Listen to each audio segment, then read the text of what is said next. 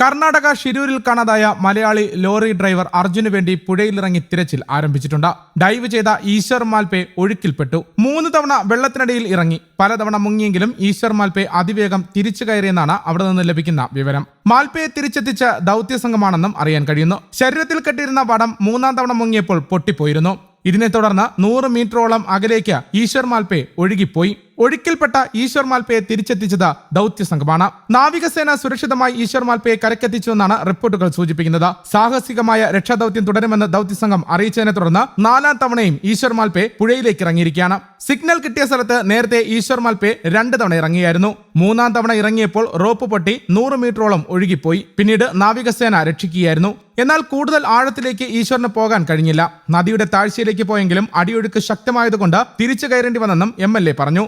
എന്ത് സംഭവിച്ചാലും ദൗത്യം തുടരുമെന്നും വലിയ ആത്മവിശ്വാസമാണ് ഉള്ളതെന്നും ഈശ്വർ മാൽപേ പറയുകയും ചെയ്തു. വീണ്ടും നദിയിലേക്ക് ഇറങ്ങുന്ന സാഹചര്യത്തിൽ ഡൈവേഴ്സിന് വെള്ളത്തിൽ ഉറച്ചു നിൽക്കാൻ ബുദ്ധിമുട്ടുണ്ട്. ശക്തമായ അടിയൊഴുക്കാണ് പുഴയിൽ. 6.8 നോട്ട്സ് ആണ് അടിയൊഴുക്ക്. ഈശ്വർ മാൽപേയുടെ നേതൃത്വത്തിലുള്ള 8-അംഗ സംഘം ഇന്ന് രാവിലെയാണ് ഇവിടേക്ക് എത്തിയത്. മത്സ്യത്തൊഴിലാളികളുടെ ബോട്ടെത്തിച്ചാണ് മൺകൂനയ്ക്കരികെ ഇവരെത്തിയത്. നാവികസേനയും മത്സ്യത്തൊഴിലാളികളും ഇവരുടെ കൂടെയുണ്ട്. 12 ദിവസമായി തുടരുന്ന ദൗത്യത്തിൽ ആദ്യമായാണ് പുഴയിലിറങ്ങി തിരച്ചിൽ നടത്തുന്നത്.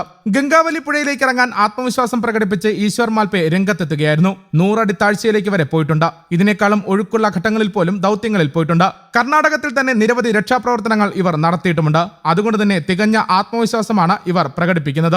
അർജുനെ കണ്ടെത്താൻ ഷിരൂരിലെത്തിയ പ്രാദേശിക മുങ്ങൽ വിദഗ്ധരുടെ സംഘം മുമ്പും സമാനമായ നിരവധി ദൗത്യങ്ങളിൽ പങ്കെടുത്തവരെന്നാണ് റിപ്പോർട്ടുകൾ സൂചിപ്പിക്കുന്നത്.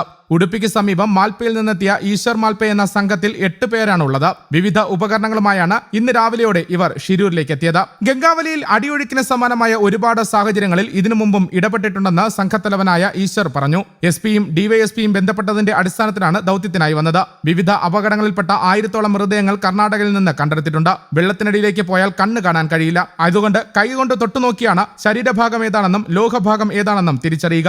റഡാർ ഉപയോഗിച്ച് നദിയിൽ കണ്ടെത്തിയ എല്ലാ പോയിന്റുകളിലും പരിശോധന നടത്തും. വെള്ളത്തിൽ 100 അടി വരെ താഴെ പോയി മൃതദേഹങ്ങൾ പുറത്തെത്തിച്ചിട്ടുണ്ട്.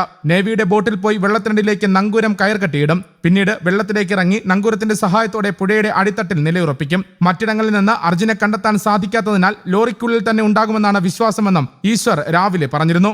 3 തവണ പുഴയിലിറങ്ങിയിട്ടും ഒന്നും കണ്ടെത്താൻ സാധിക്കാത്തതിനാൽ 4-ാം തവണയും മാൽപേ പുഴയിലിറങ്ങിയിരിക്കുകയാണ്. 100-ലധികം സ്ഥലങ്ങൾ രക്ഷാപ്രവർത്തനം നടത്തി പരിചയമുള്ള വ്യക്തിയാണ് മാൽപേ. 7 നോട്ടിന് മുകളിലാണ് ഗംഗാവലി പുഴയിലെ അടിയൊഴുക്കെന്നാണ് ഇവർ വ്യക്തമാക്കുന്നത്. മുങ്ങൽ വിദഗ്ധർക്ക് ഇറങ്ങി പരിശോധന നടത്താൻ കഴിയാത്ത സാഹചര്യമാണ് ഇപ്പോഴുള്ളത്. കുത്തൊഴുക്കുള്ള പുഴയിൽ ഗോവയിൽ നിന്നും ഫ്ലോട്ടിംഗ് പ്ലാറ്റ്ഫോം കൊണ്ടുവരാൻ ശ്രമമുണ്ടായെങ്കിലും അവസാന നിമിഷം സാങ്കേതിക പ്രശ്നം ചൂണ്ടിക്കാട്ടി ഉത്തര കന്നഡ ജില്ലാ ഭരണകൂടം അത് മാറ്റിവെക്കുകയായിരുന്നു. പ്രശ്നങ്ങൾ പരിഹരിച്ച് വൈകിട്ടോടെ ഫ്ലോട്ടിംഗ് പ്ലാറ്റ്ഫോം എത്തിക്കാമെന്നാണ് മന്ത്രി മുഹമ്മദ് റിയാസിനെ ജില്ലാ ഭരണകൂടം അറിയിച്ചിരിക്കുന്നത്. അതേസമയം ടഗ് ബോട്ട് കൊണ്ടുവരാനുള്ള ശ്രമവും നടക്കുന്നുണ്ട്.